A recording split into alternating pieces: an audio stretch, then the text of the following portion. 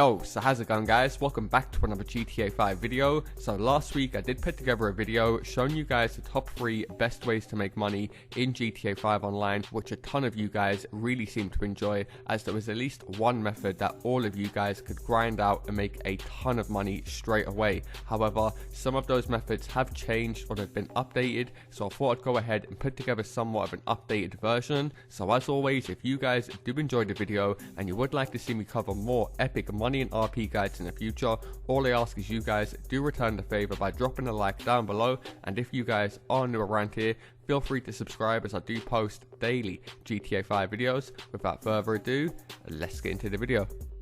Okay, so coming in for the very first money making method, and that's by completing this week's brand new time trial known as Casino. It only takes 1 minute to complete and will earn you guys a very nice $50,000. Now I will say, if you guys do own some of the newer motorbikes like the Death Bike or the Shitoro, then you could easily complete this week's time trial, or even the Vigilante or the Scramjet. However, to keep things mutual, I'm going to show you guys how to beat it in the Batty 801, which only cost around $16,000. So I guarantee all of you guys can afford this motorbike. Here's the location that you can see where the finish line is on screen now. Now, usually if you guys have been watching my time trials for the past few months, then you'll know that what I usually tell you guys to do is press start, mark up the finish line, and then follow the waypoint. However, this time trial this week is so easy, I'm able to do this without any waypoint whatsoever. So I'm just showing you guys on screen right now the waypoint so you guys can get an idea. Definitely go ahead and mark it up anyway, just so you guys do have a clearer route to the finish line. The only reason I done it with no waypoint on is just to prove to you guys that this week's time trial is extra easy. So once you got your bike, make your way to the time trial, and as you guys can see on screen, I've got no waypoint to the finish line. I already know where the finish line is and I don't really need a waypoint. However, like I said earlier, as soon as you start the race, you guys will get a waypoint, so you can just press start, mark it up, and then restart the race. However, as soon as the race starts, you want to pop a wheelie, hold down, lean forward, and take an immediate left straight past the highway. You want to cross this little intersection, go up this hill, and get straight onto this road. Now from here, you just want to lean forward as much as you can, pop in as many wheelies as you can. Every time you pull a wheelie, you increase your speed slightly, so keep on trying to pull as many as you can, and take an immediate right near this tree so you can land straight onto this road, going past Madrosa's house.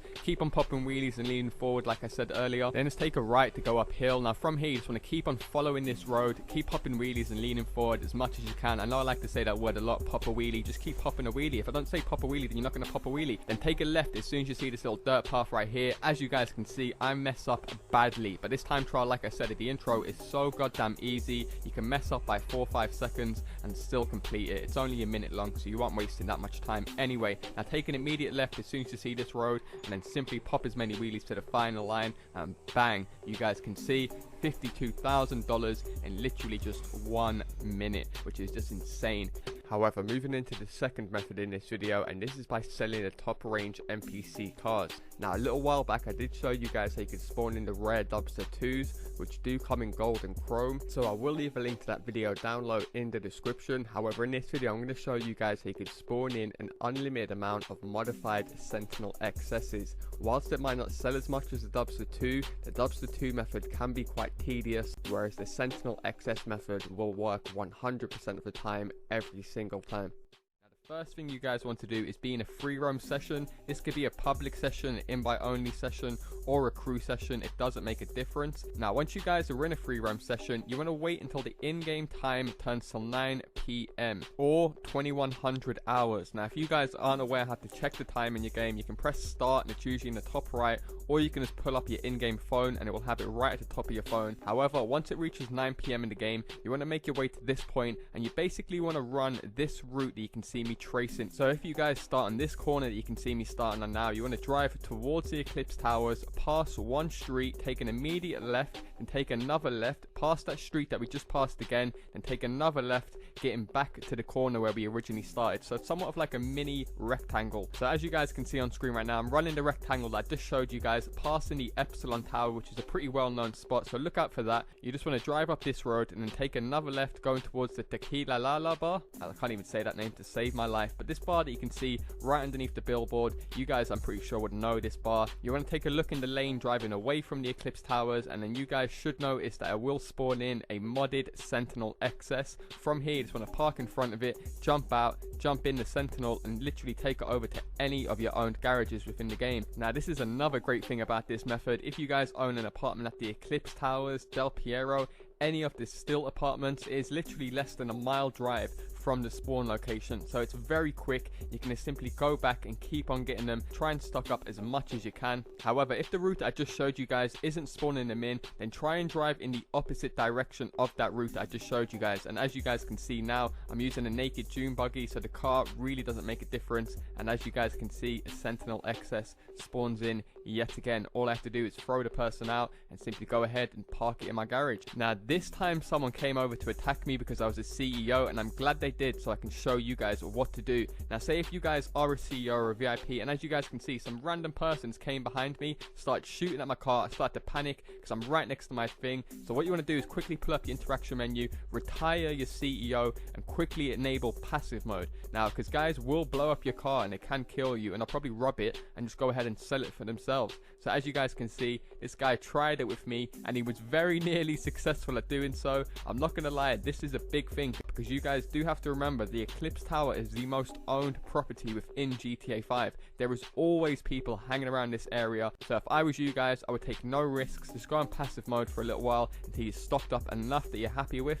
However, as you guys can see on screen right now, I'm using the new Bestia GTS, which is based off the new Ferrari, and as you guys can see, bang, it still spawned in the new Sentinel XS. And like I said, if you guys do want to help out some of your friends or some of your crew members, you can get them in the car as well and get them a version of the car. It's not going to stop them from spawning it in. One little tip I will give you, if you are playing with friends, try and tell them not to hang around in that Tequila La Bar area. You don't want to have a certain car just parked up on that road because that will prevent it from spawning in. That's the whole reason we run that little route, is so it gives it time to spawn in. As you guys probably know, GTA use somewhat of like a class duplication system where if you're driving a muscle car around, you may notice a load more muscle cars are driving around. That's just the way GTA 5 has been for as long as I can remember, way back on last gen PS2 days. What was it, GTA 3? I can't even remember. However, as I mentioned earlier, you can spawn in a yellow version of this car as well, so I thought I'd show you guys gameplay of this very quickly. And as you guys can see, in my personal opinion, I don't know if you guys agree, but I think this car looks pretty sick. They both come with a very rare and unique looking color that you can't apply from LS Customs. They have a pearlescent over it as well as tinted windows, and a bunch of the features on the car are actually modified already.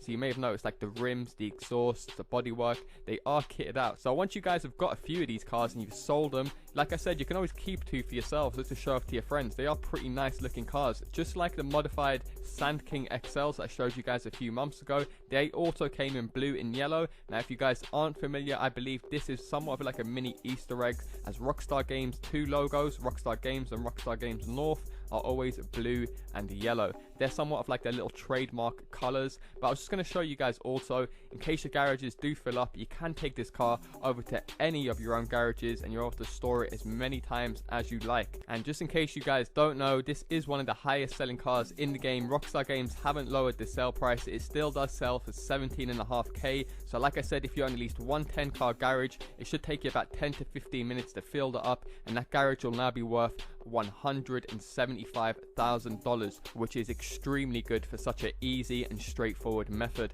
Now I do want to show this to you just quickly of me selling the car in LS Customs. As you guys can see, $17,500. Now the yellow version, it does spawn in a lot less, and you will get like 1,000 less for the yellow version. So if you do have the option to go for either the purple or the yellow, like I said, if you're going to do it for friend, always go for the purple version. However, moving on to the third best money making method, and of course that is by grinding out the double money on the repo missions that Rockstar Games are currently offering. Now of course these missions are brand new, so I know a ton of you guys would have already played these missions already, so you probably already know about this promotion, so I'm not going to waste time going through all of these missions. Instead, what I will say is, if you guys are looking to purely grind for the most amount of money with the least amount of stress, then I would definitely go ahead and grind up the mission known as Blow Up 4. It is an extremely easy mission that all of you guys can do 100% solo. As you guys can see on screen, it literally requires you guys to drive to a warehouse, enter the warehouse, destroy the vehicle as you guys can see on screen. If you guys have no rockets or anything, they even give you a jerry can. So just make a massive trail, shoot the jerry can, and it'll blow up all the cars with one bullet. So you literally don't even have to use an explosive to complete this mission if you want to be really smart and technical about it. However, once you guys have blown up all the vehicles, simply exit the warehouse, just quickly take out these few oncoming enemies with one bullet, flee the area, and bang, you guys have completed the mission. As easy as that. Hands down by far the easiest repo mission that Rockstar Games have added with double money.